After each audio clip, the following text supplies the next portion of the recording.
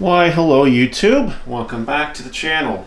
We have an exciting BT14 deck profile for you today, and it is none other than MirageGaogomon, a deck that people claimed was so powerful with the inclusion of training boosts that Bandai had to go out of its way to nerf the deck before we got it over here by hitting one of the level 5s in the deck.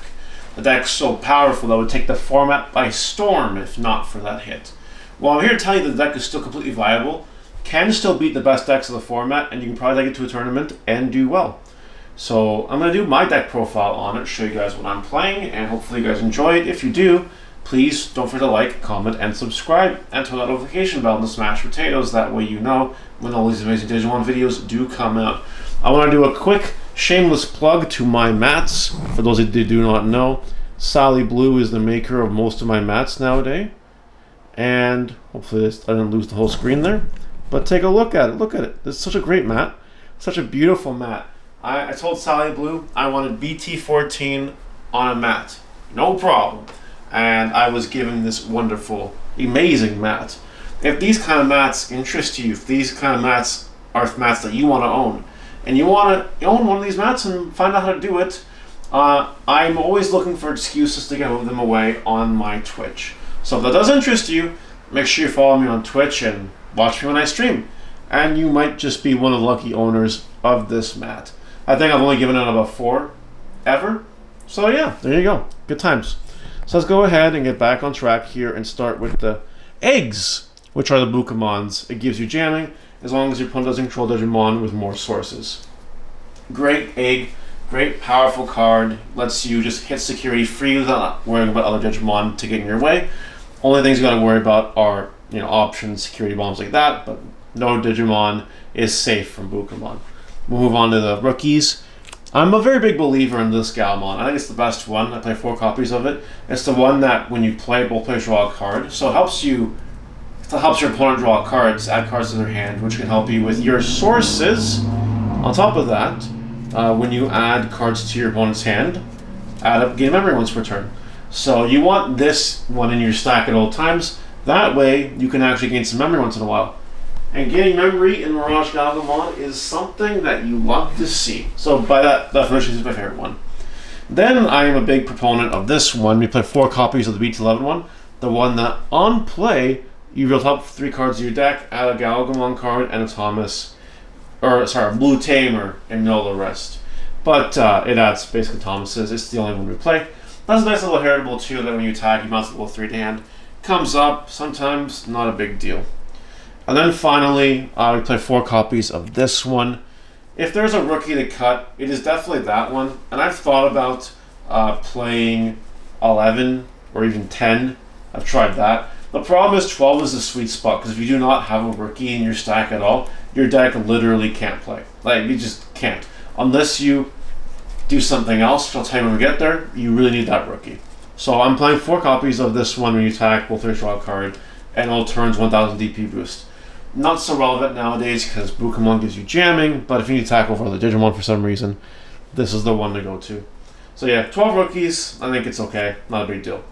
On to champions next, we're playing 4 copies of this Gaogomon, I believe it's the best one. When evolving, bounce a 3 to hand. You're inheritable once per turn, gain memory if your opponent adds a card to the hand.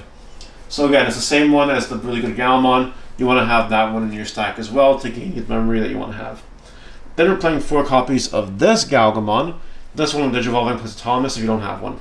That's it. And then all turns 1000 DP boost if your opponent has more cards in hand. It comes up again because it's all turns. All turns means that they might not be able to attack into your MirageGaogomon or something if that comes up. It's okay. It is there mainly though to play the Thomas if you don't have one on the board. And then lastly, we're playing 1 copy of Lanamon. This is a hybrid. We're playing a hybrid just to kind of help in case we don't have rookies. This hybrid, when Digivolving, put a 3 underneath to give it jamming. Rarely ever comes up, but sometimes it does. It is there mostly for the sake that it is a hybrid. And that's it for champions. 9 is fine. We'll move on to the ultimates next, which are including 4 copies of this Mac Gaogomon. This is the best one now that, the other one is limited. The other good one's limited. When Digivolving, you get 2000 DP until the end of your opponent's turn, and blocker for every 4 cards in your opponent's hand. Really easy to get this card up to 11,000 blocker. Can be really annoying, especially if you have MirageGaogomon onto it. it gets pretty big, pretty scary. And all turns, once per turn, when an effect adds cards to your opponent's hand, unsuspend the Digimon. So what you might need to do is swing with the MirageGaogomon and security first, and then you evolve the Mirage, add a card to the hand. When you evolve, unsuspend it, go from there. Definitely common play, definitely something I find myself doing all the time, and it's just one cool trick in the deck. Now we're playing one copy of this MirageGaogomon because this was the one that is limited to one, and rightfully so because it actually is the best one. When it's evolving, bounce it forward to the hand. On top of that, when attacking once per turn, if your opponent has 8 or more cards in hand, unsuspend this Digimon. Why that's really good is because this one kind of forces you to attack your opponent already, right? Otherwise, you might miss the window to activate its own effect to like unsuspend it. But this one does not care. It will just always let you unsuspend whenever you want, once per turn by attacking. That's why it's better than the other one, in my opinion. It's a lot easier to pull off the condition and safer to do it because it'll be a level 6 when you're doing it. And the bounce level 4 lower the hand also comes up because it bounces little blockers that could be annoying or whatever. So obviously we need a few more ultimates to play because that's only 5. And the other MirageGaogomon is kind of butt, in my opinion. So we play 3 copies of Zudomon Ace. Zudomon Ace is one of the cards of all time. It's one of the better hand traps that we got in BT14. What it does is when you evolve it or play it, strip any 2 sources from a Digimon and then bounce a card with no sources to the hand. That is what Zudomon Ace does. It's a hand trap, so you can evolve it when your opponent is attacking into it. Whenever there's a chill level 4 on the board, the opponent might need to consider the possibility of Zudomon Ace, because you might evolve into it and ruin their day. It's a thing you could do. Now, one of the reasons why this card is so good is because it costs 4 to play. So if you're missing that rookie or that champion, no problem. You play Zudomon Ace and then you evolve into a MirageGaogomon, and that can at least get you back into the game. It's a thing you can do. So Zudomon Ace, really powerful card. Definitely a good backup ultimate. You honestly want to see the other ones before it, but you can't deny it comes up, and occasionally being a hand trap will ruin your opponent's day. It's fine. Alrighty, on to the All Megas. We got 4 copies of MirageGaogomon BT14. This is a very powerful card with a window drawing effect. You bounce a level 5 or lower to the hand. If they don't have one, you bounce a security to their hand. Pretty good. But wait, there's more.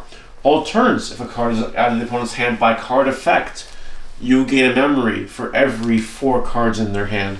Easy to gain 2, and if you have the right stack in there with level 3 and level 4 that you want, you can just completely refund its memory cost, which is very nice. What makes it really broken, though, is the all turns thing, right? They cannot simply add a card to their hand by card effect without the risk of giving over memory. That's why MirageGaogomon is so good, and being able to just control like that is super powerful. And bouncing security to hand is super powerful. We do play 1 copy of this MirageGaogomon as a 5th one. This one is clearly not as good, but it has evade, sure. All turns, when evolving, you can return an opponent's tamer to the hand. So it is kind of tamer removal in the sense that it bounces a tamer in the hand, makes your opponent replay it. But that doesn't stop there. It has an all turns effect that when a card's added to your opponent's hand by card effect, you can play a Thomas from your hand for free. This really is the worst MirageGaogomon, and I really don't want to play it, but there's not a better one. And I really want a 5th one, so that MirageGaogomon is the way to go for now. And finally, we're playing 3 copies of MirageGaogomon Burst Mode. Burst Mode here is very powerful. This card on its own is the reason why this deck is so scary. It can literally attack your opponent non-stop. What it does is it burst evolves and return a Thomas to your hand and you evolve for free. Or evolve manually for 5. Fine. If you burst evolve, it goes back to its level 6 form at the end of the turn.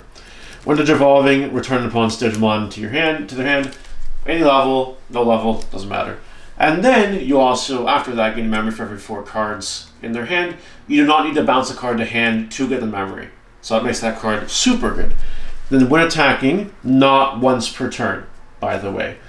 What you do is you shuffle your opponent's hand. If they have more than 8 cards, you randomly pick a card in their hand, or 8 cards until they have 8 cards in hand, and put them all in the deck randomly. You unsuspend. Unsuspending is really good. And you might think to yourself, well, you can only do it once per turn, right? Well, not really, because we play cards in this deck that add cards to your opponent's hand really easily. So if you do something like that, and then you add a card to their hand, well, all of a sudden you can do the same thing again and unsuspend. So yeah, Mirage Burst Mode, truly powerful boss monster, especially with jamming. It's definitely a force to be reckoned with. Now on the Tamers. We're playing 3 copies of Memory Tamer Thomas.